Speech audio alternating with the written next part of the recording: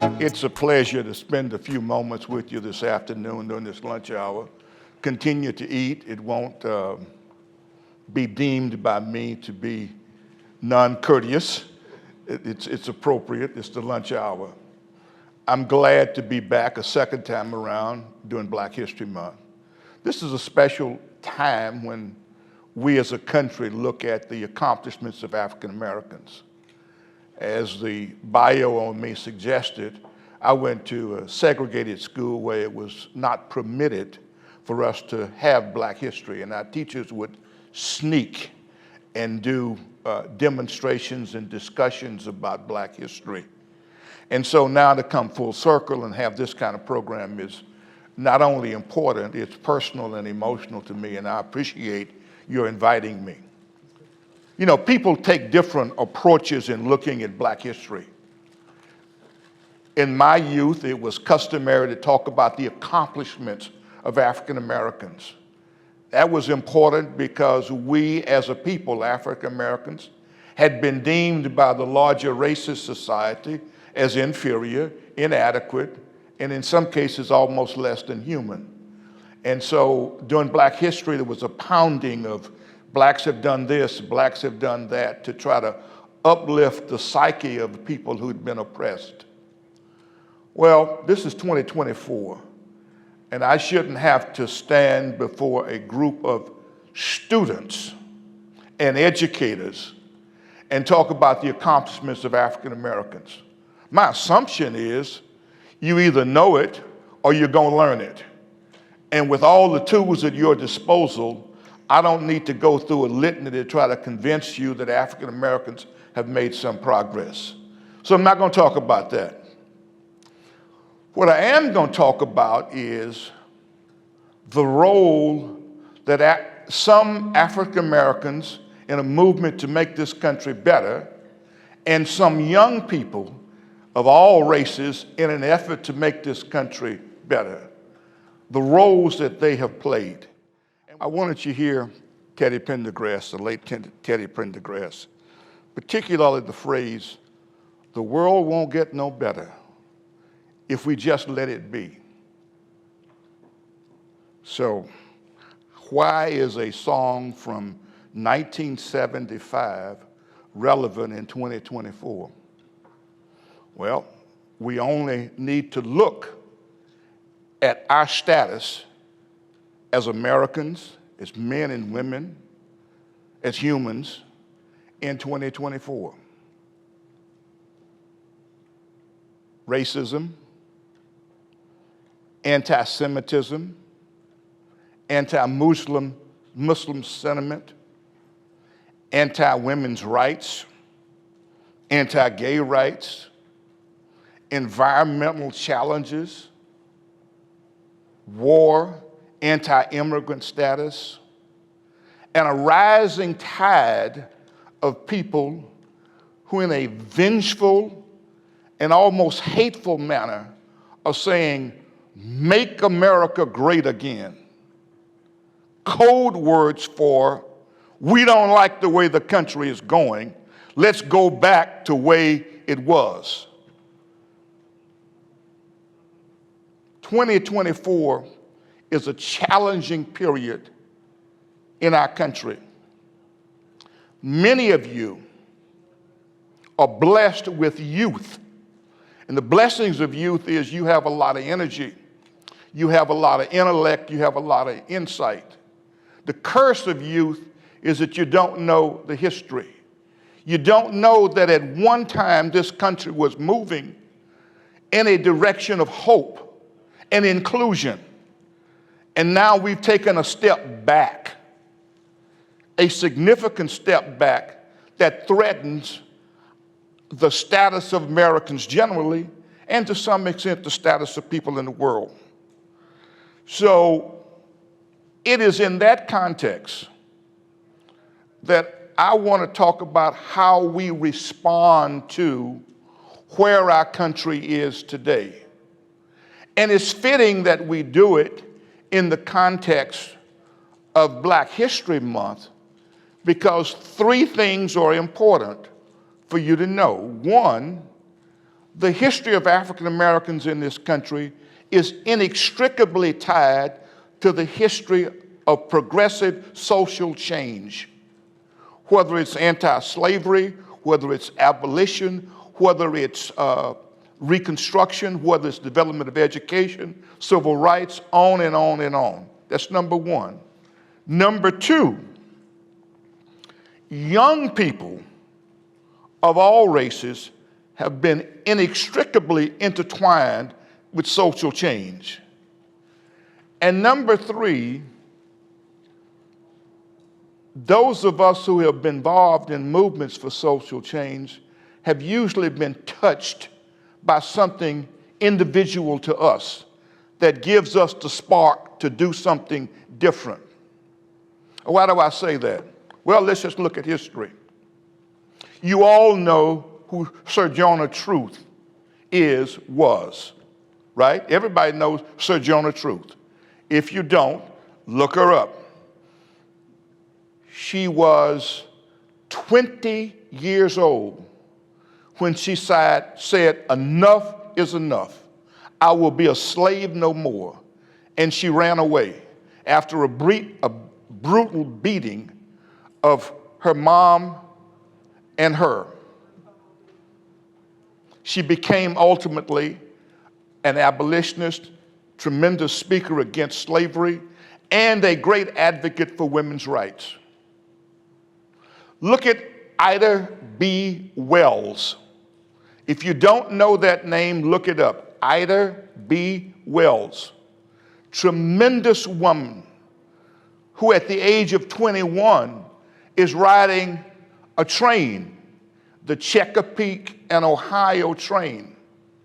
In the first class ladies section, they called it back then. And she was forced to give up her seat because the Supreme Court had struck down some of the civil rights laws that had made equal accommodations for everybody the law, and segregation was being put in place. That sparked her. And Ida B. Wells went on to be one of the leading advocates against lynchings in the late 1800s and the first part of the 20th century. A great advocate for women's rights, great civil rights leader, and one of the founders of the NAACP.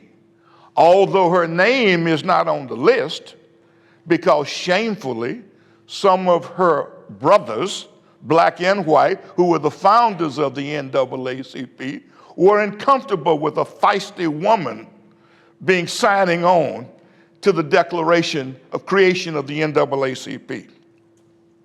Let's look at a third person, Martin King, MLK. Everybody knows Dr. King's a young man. He's 26 when he leads the Montgomery bus boycott in Montgomery. When Rosa Parks decided, no more, I'm going to keep my seat, and that started the movement.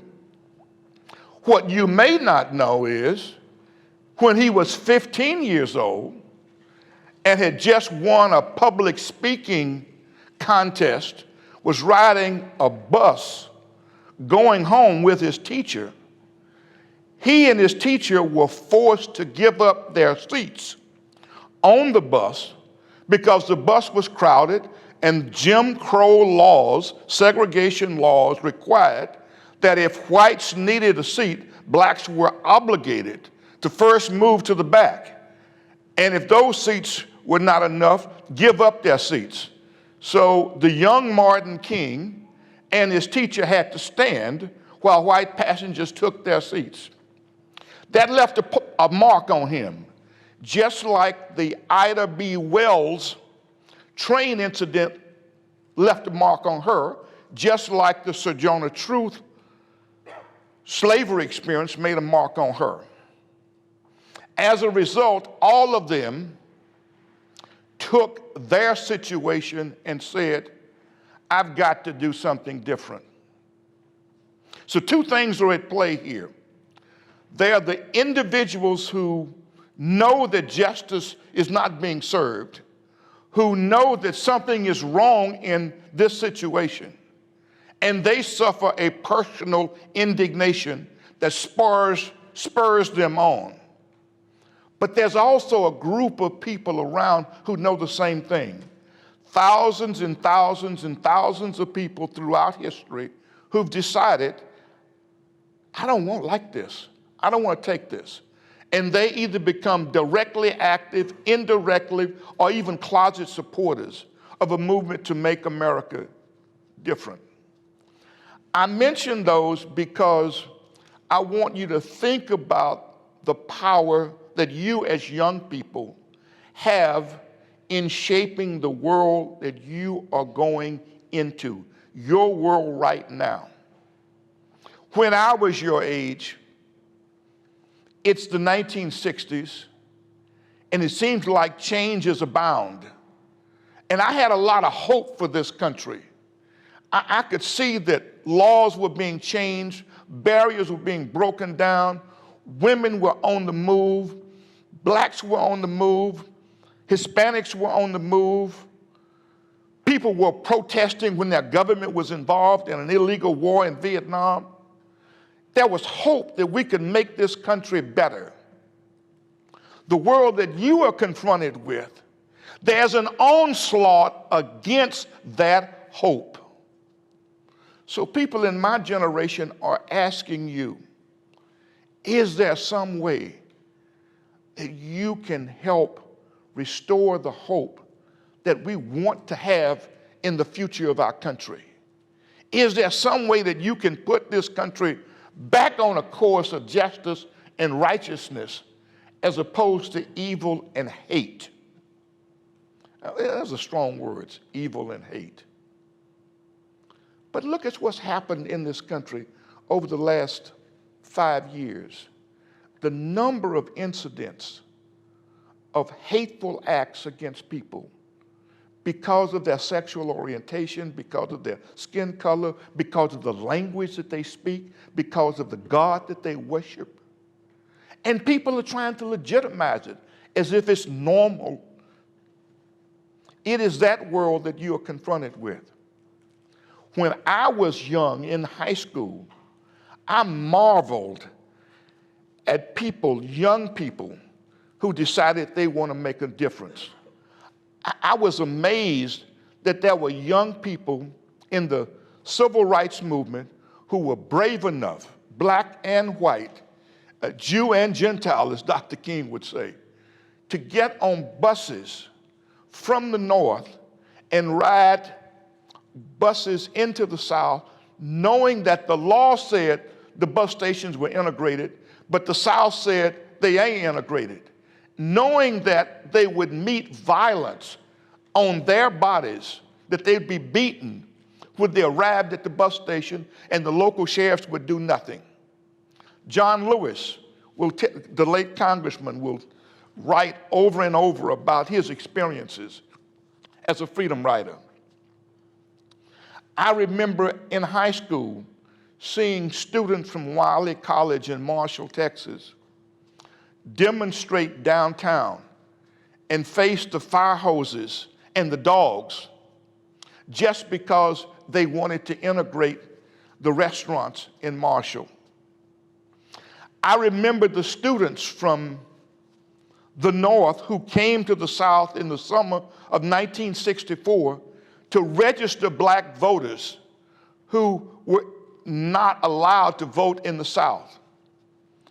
And I remember how brave they were and how they helped to organize people. And I remember some of the tragedies of it.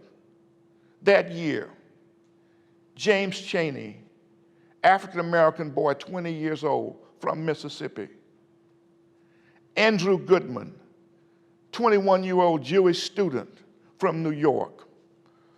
Michael Swerney, 24-year-old student, Jewish, from New York, are simply trying to register black voters in the South, leave a black church, get stopped on the highway by the local police under a trumped-up charge of a traffic violation, taken to jail, and nobody sees them alive ever again.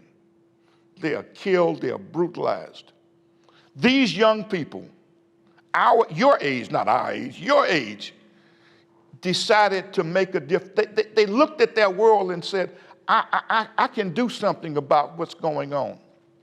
That certainly inspired me.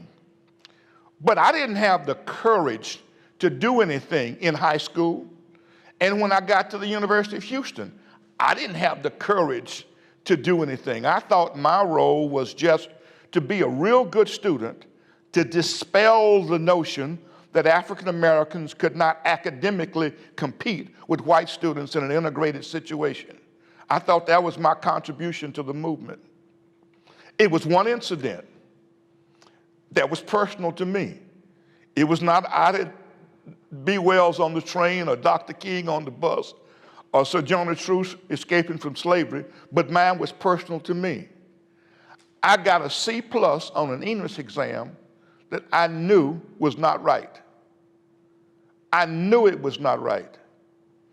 I knew, if anything, I had been taught English very well in a segregated school by some very smart African-American teachers who were too damn smart to do anything else. Segregation forced them into teaching, and thank God for them. And when I got this C, I started saying, well, what's going on?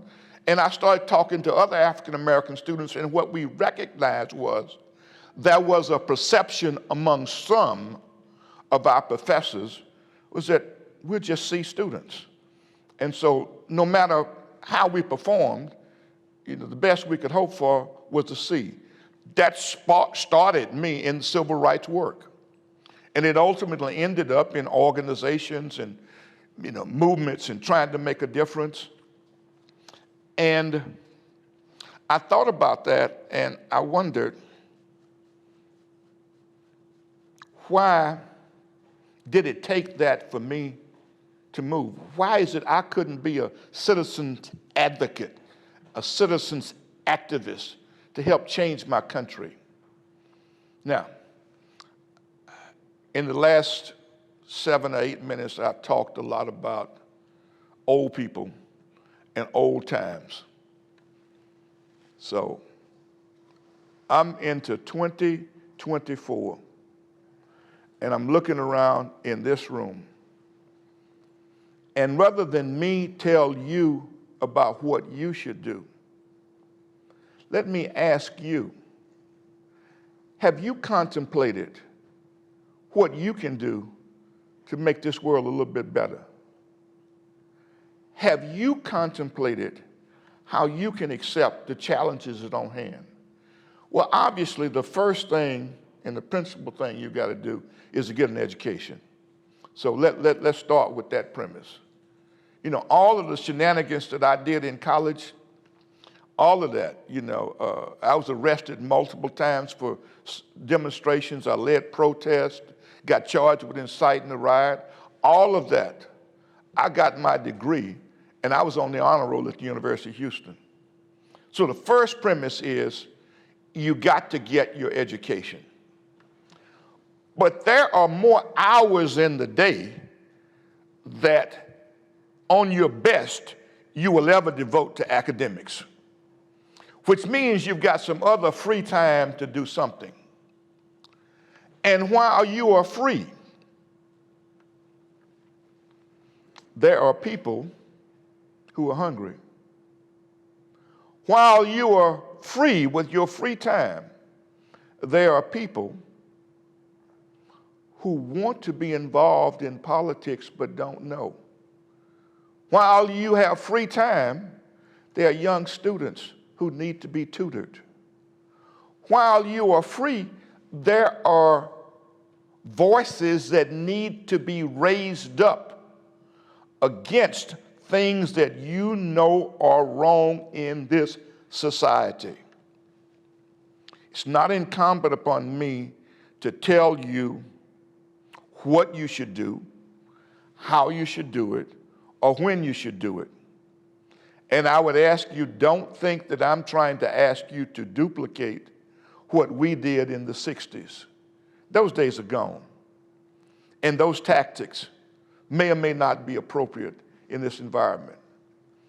But you all are smart enough to figure out, how do we start coming together across racial lines, across religious lines, working together to say, look, there's something wrong with this world, and we can make a difference. My fear is it's going to take something very personal to you to be the spark to get you going. And my greater fear is something's going to happen to you and you won't be able to understand that that's the spark that's telling you it's time to do something. Because in my day, it was easier to know the spark. When Sojourner Truth looked up, she knew the enemy was slavery. Ida B. Wells knew that the enemy was segregation in the South. Dr. King knew who his enemy was. Things were black and white. Now you are dealing with institutions in your society that have such influences that arrest your development and arrest the development of communities that you come from. So it's a little harder for you to figure out, how do I make my move and when do I make my move? Which means when something bad happens to you that should be the spark, you might miss it. So that's why I played the song, Wake Up Everybody, because I want you to wake up and be alert. I want you to know that this is your world. If you do nothing, there are some people who will do something. And what their something is may take you in a direction that you don't want to go in. So it's incumbent upon you to start steering the ship yourselves. You all are not going to agree on all of the issues. And in this room right now, there's a great diversity of opinion as to how to do what, when, and where. And that's good. But I have three things I want to remind you of as you contemplate. One, you are not in this world alone. And if you want to make change, you have to work with other people. And as you try to work with other people, you have to understand, you take people as they are and work with those differences and try to bring something good out of the diversity that's at hand. That's number one. Number two, there are people in this world and who are moving this country in a direction that if you don't stop them now, we're going to be in a bad shape. Is it an overstatement to say that there's an existential threat to democracy? No. When people storm the United States Capitol, I worked on Capitol Hill. I remember how sacred that place was. And I remember how when visitors would come in for a tour, they were all in awe of the magnificence of our government. And now we have people who literally are storming the gates. And other people are saying they are patriots. And they're political prisoners when their butts are thrown in jail. So number two is you got to know that there are some people that are moving in the opposite direction. And it's time for you to think about it. The third and final thing that I will say is sometimes it is not possible to make huge societal changes in the time and place that you want. Have patience. Have patience, have patience, and patience. And if you can't help everybody, help somebody. How many of you just think about, is there one thing this week that I can do to help somebody who, I don't know, somebody who's in need. Is there any thought to, I'm going to talk to somebody who doesn't look like me, who doesn't believe like me, to see if we can find a commonality. These little things, if you never think about, if it's not on your radar screen that, we're all in this world together, you'll end up in a silo by yourself, and you'll be talking to the same people about the same things over and over and over again. And you won't grow intellectually. You'll be stunned, and you'll get mad when somebody disagrees with you. That's what happens on Fox News. Y'all know that? That's exactly what happens. Same people talk to themselves over and over and over again, and they start believing the madness. We don't want to fall into that trap. You are students, you are intellectuals. You want to be able to grow and develop. Now, I've said a lot of stuff. Some of it is probably relevant, some maybe not.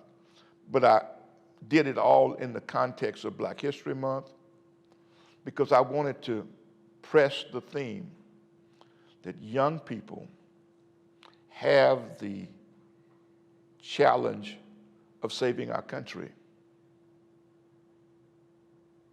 I know that you will do whatever you can. I also know that some will work harder than others. That's natural. I also know that there'll be obstacles along the way. So, as I close, let me say, you have all of the resources at your disposal to study into African American history, Black history. Great, let's do this. And when there's time for us to look at women's history, let's do that. And let's look at the history of the Mexican American people and the Hispanic community. Let's learn all cultures. Let's do that. But let's also remember that underlying all of that history, supporting it, is the notion that people can work together to make a change. That's how slavery was ended in this country. People worked together to make a change. And I don't want my country, our country, to be a place that my grandkids and your children look at and say, ooh, what happened to us? Thank you very much.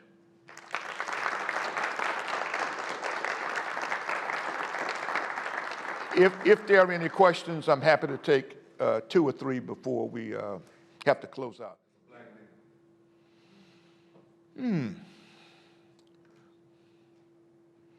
Let me think just for a moment, because I try to. I'm 76, and so to survive, just like slaves on the plantation had to figure out ways to survive, I've learned that there are certain things that I do to survive, and one is I don't watch certain movies because they bring up images and history, so I stay away from that. I try to always look at some positive stuff, but I think the thing that would probably make me, well, let me just answer your question directly. 40 years ago, that was the TV series Roots.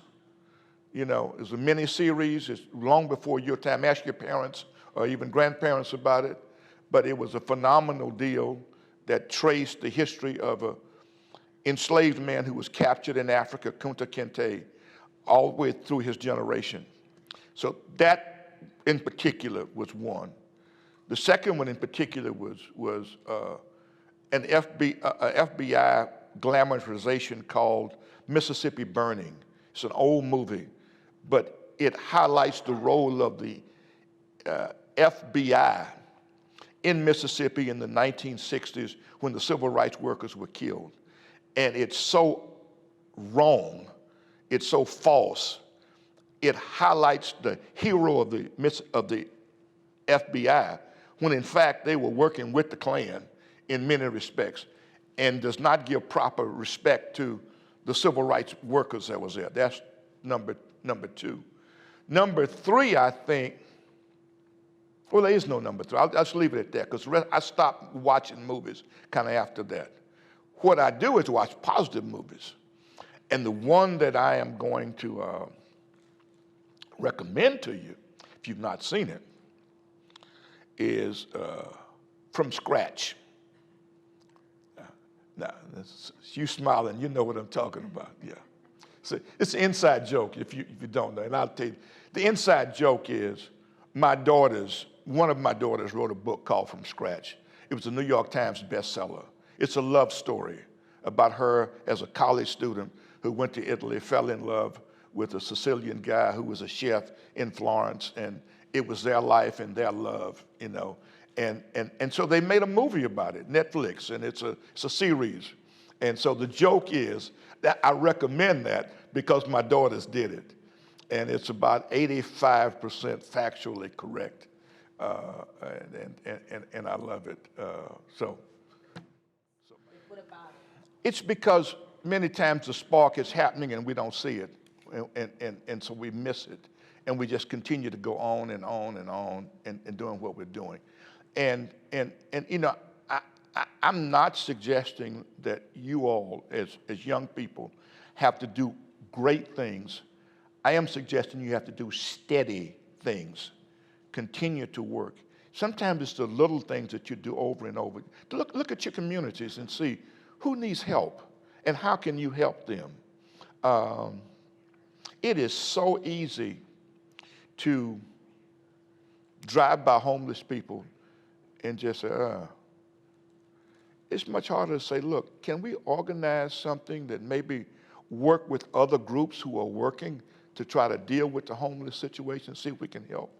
Or what can we do as students, you know, just to make a difference? And with elections coming up, how can we get involved and, you know, take people to the polls and do the voter education and voter registration that needs to be done? It's too late to register. It's not almost too late to register for this election in March, but the November elections, a lot of people who are not registered. And, you know, so there are so many things, but if we don't know that it's time for us to do it and we never take it on and we don't start talking to other people about getting it done, it won't get done. I don't know. I mean, because every day it's a fight, because as you suggest, and this is the value of being a little bit older young people, when you really see how it used to be and how the tide is really turned in the wrong direction. How many of you all have taken American history? Okay, well, you know that after the Civil War, there was a real push in this country to change the country, to incorporate the newly enslaved people. There was the Freedmen's Bureau, there was the 13th, 14th, and 15th Amendment, there were black colleges coming up, people were coming from the north to educate. People were moving in the right direction. And then there was Reconstruction. And after Reconstruction hit, the rise of the Ku Klux Klan, the White Citizens Council, and violence, and it led for 20, 30 years an onslaught. I take that period and I compare it to where we are now, which is we had massive changes from the 60s into the 2000s, and we were moving in a certain direction, ultimately culminating with the election of President Obama. And then the tide has turned. And it didn't just turn great, it has turned greatly.